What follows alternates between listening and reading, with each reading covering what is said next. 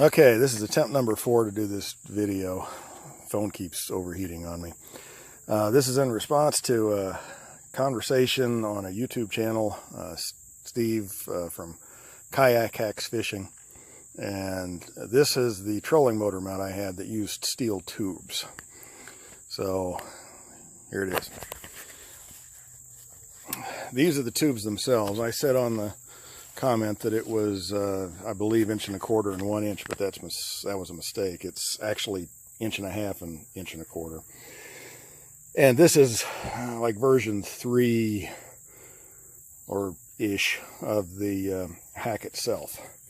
The tubes, there used to only be one tube, and instead of having a single bracket like this, single metal bracket, it had 2 plastic ones. Each one had 2 holes in it, and I used bolts to clamp them together, and it held this thing in place, and it was back against this. It was pushed back there.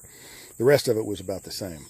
This tube was still inside the other one, and it worked great forward, but not so well in reverse. In forward speeds, this acted as a stop. It wasn't going to go anywhere. In reverse, I was a little bit afraid it was going to shake loose.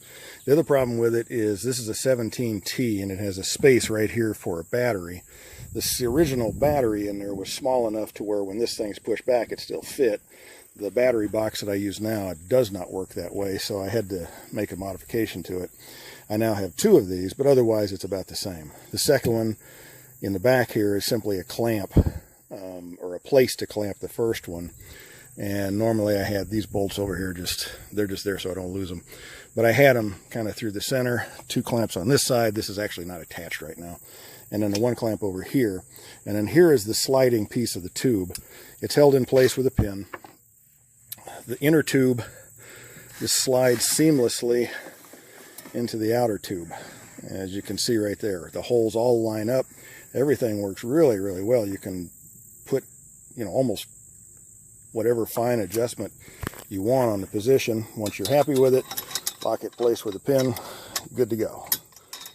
And it won't move. This thing, there's a little bit of play right here, but it's really not bad. The motor itself is attached.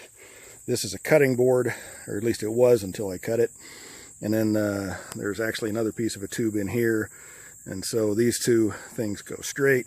The motor itself mounts, just on there like any other trolling motor. You can drop it way down into the water, it's fine. Everything works really, really well. The downside of this, even though this is a really, really big kayak, this sucker weighs 250 pounds or more when it's fully loaded, and it's 40 or so inches across. On the lake, it's fine. On smooth water, it's fine. On the ocean, this thing does have a tendency, even though it will never flip the boat over, it does have a tendency to make the boat tilt to one side.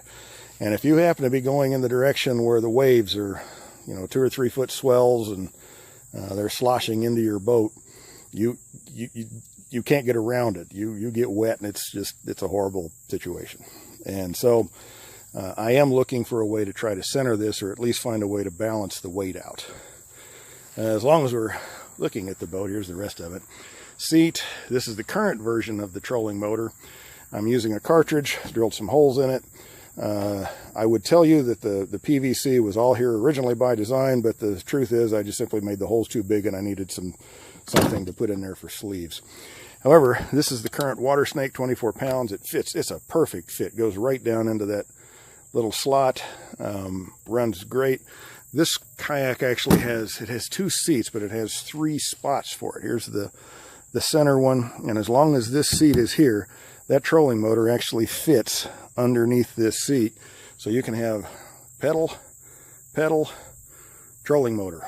Works great. The downside is, as long as that seat's there, if the water gets really shallow, you're kind of in trouble. The trolling motor is going to hit the bottom. A couple of the other hacks that are going on, so anyway, I've got to come up with a better way to do that. Anyway, a couple of the other hacks that are going on right now, and one of the reasons the boat is such a mess is all my PVC. Putting in USB permanent or long-term battery stuff goes on. It'll go on here. This is a great place to put cheap cameras, some GoPro type cameras with USB ports on the sides on them, or USB port somewhere that you don't mind exposing. And then you can hook this thing right here. You drop a wire down to a battery. That's actually my battery box over there. Drop a wire down to a battery through that. This is 1¼ inch PVC. You drill a 1-inch hole, put this sucker in there, run the wires through it. You have essentially a waterproof, or I mean, you're not going to get water way up there. And you run the USB cables from here to the cameras. You can run your cameras all day long. Your only limitation is how much memory you have in them. So anyway, I plan on doing that because we have missed way too many moments of stuff. The other thing that I've done is, this is the front trolling motor mount. We may end up actually just buying one trolling motor. Give up and buy one. This is the fish finder that we have been using. There is actually a fish finder in the Hobie. It's the split shot fish finder. It's straight. It goes down, but it doesn't have any side scan. That's great when you're in 20 feet of water or so. Not so much when you're in 6 feet and you want to be able to see structure on either side, especially if you're in an area where you've never been. However, this Hobie, it's an older one. It does not have the mount for a side scan transducer in it. So what I did is, this is the Lowrance transducer, the triple shot, and I put, that's white goop with some clay to hold it in place. And I simply put this up here. You put water in there. This actually works fine as long as the front of the kayak's in the water. I'm heavy. I normally sit in the back, and the kayak has a tendency to do wheelies.